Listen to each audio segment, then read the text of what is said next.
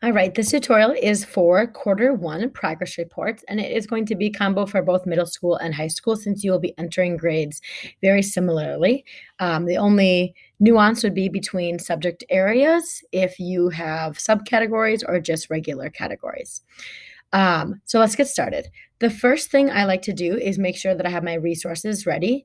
And so if you're in high school or if you're in middle school, that is your standard-based grading tips and guidelines where you can find out when our grades due, as well as what are the requirements for this quarter for commenting. And so here I can see in the high school one, it says that there's a generic comment and only those students receiving a 3 or below will have to be given a specific comment. And similarly, I am on middle schools tips and guidelines, and it says again that there is a generic comment that is needed, and then only individual comments will be for the semesters, but if a student has received a 1 in any category. So if you're cross-divisional, that is good to check both of those, although they're very similar, which is wonderful. Another resource I like to keep open is the old report cards from last year. So here I'm just going to look at a ninth grade so you can see what it appears like. So it's going to say quarter one. This is a progress time. It is not a reporting term. So it just shows the reporting level, reporting category grade, and it doesn't have a S1 grade. Okay, you're going to see in your grade book for high school that it shows what it would be, but it actually doesn't go on the report card. And similarly, I'm just looking at a middle school report card to see, yep, my learning behaviors go on there as well as my reporting categories. Now, where can you find those? In your division's official documents drive, there is a folder that is called reports, progress and report cards, and then you can find the year and you can actually go back and look at historical records. I always look at that before I start my grades to know what will actually be appearing on the report card. But of course, I'm going to review that with you in this tutorial. So I'm in my Power Teacher Pro. The landing page that I usually go get onto is my assignments list. So here you can see that I've entered many assignments already, some summative and some formative. All those assignments are graded. Okay. I, as a teacher, often just go ahead and I attach the learning behaviors in those. If you don't do that, you need to add another assignment and you need to attach the learning behavior. So I'm going to do that just so that we can be reminded that every subject area adds learning behaviors. I'm going to call it learning behaviors Q1 check. Okay. Again, this is going to be summative. You leave it as collected only. All students will be graded, and then I have to choose my standards. A reminder that all learning behaviors have subcategories. That means that you can grade the individual areas, or if you don't want to grade those subcategories, you can just say general responsibility and work habits.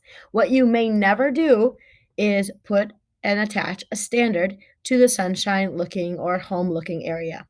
This has been created for those who want to do general, and this has been created for those who would like to give specific feedback on every single one of those subcategories that then influence the overall responsibility and work habits grade.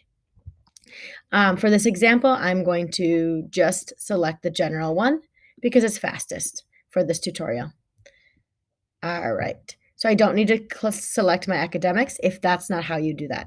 Now remember that if you are somebody who grades learning behaviors as you do your assignments, you're even better to go because you don't have to add this extra assignment. So I'm just going to make sure, yep, this is counting towards my final grade, and I'm going to save it. Then I would have to go in and score that assignment for learning behavior so that something appears. All right. So here I can give, now this is high school, so you're seeing the ELPD. I'm going to give proficient for my students and then developing for this other general one. Now, the learning behavior reporting category that does appear on the report card will be full. Okay. Let's go back into the gradebook. Sorry here. I'm going to save my scores. So, assuming that you've entered you've entered into your gradebook, your assignments are in, you do have a learning behaviors grade already, and I can see that maybe here, well, this is last year, so that's why it's not working, that you are in quarter one, your grades are entered. Let's go into what is the process for entering your final grades. So I'm going to go to A+ grading, and I go to standards. This is the page that should automatically be filled for you if all of your grades are in. All you need to double check is the highest level grade. So here I can see that this is responsibility and work habits and what the student will be getting. If you want to override, you can do that here. I'm going to move over to some academic reporting categories, which are here. So why is it giving me a 6? Because the assignments that I've given is only one and it was a 6. Here's another one. Why is this a 6? The assignments that I've given there influence that grade as well. So your job is really to check only the highest order of the reporting category. If you agree with it, you just leave it, or you can override that. This may be the view that you enjoy. I want to show 2 other screens that you might like better for checking overall grades at the end of the quarter. One is under students, and you're going to go to standards progress. This takes me to basically the student view of the report card. Okay, so the standards progress is one student at a time, and it shows this is going to appear on the report card. This is going to appear on the report card. Okay, all the highest level will appear on the report card. So you can see their grades for quarter 1. Some people like this because they like to see the progression quarter 1 to S1 to Q3 to S2. So here you can actually work across here horizontally. Another view that is available is the standard score sheet. This shows all the grades you've given just for one student at a time with the assignments. So here you can see this John Doe and all the assignments that I've given and where they land on that. How does this work? This shows, here's one that has several. There's a P for proficient and an L here that's italicized, which means it's formative and it doesn't count towards the grade. These 2 influence this. These 2 grades influence this. These grades influence this. So this is if you are working with subcategories. Okay, so it shows all the assignments and then what that final grade was here, versus it being the other way where you see all the assignments and then it gives you the grade there at the end. So it's just flip-flopping those views. But check out those 2 views, standard progress and standard score sheet, if you are thinking you can't really see everything that you want to see when you're checking final grades. All right.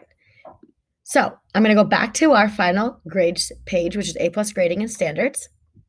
This is where you've already checked the grades, you're happy with them. The last thing you need to do is add the comment.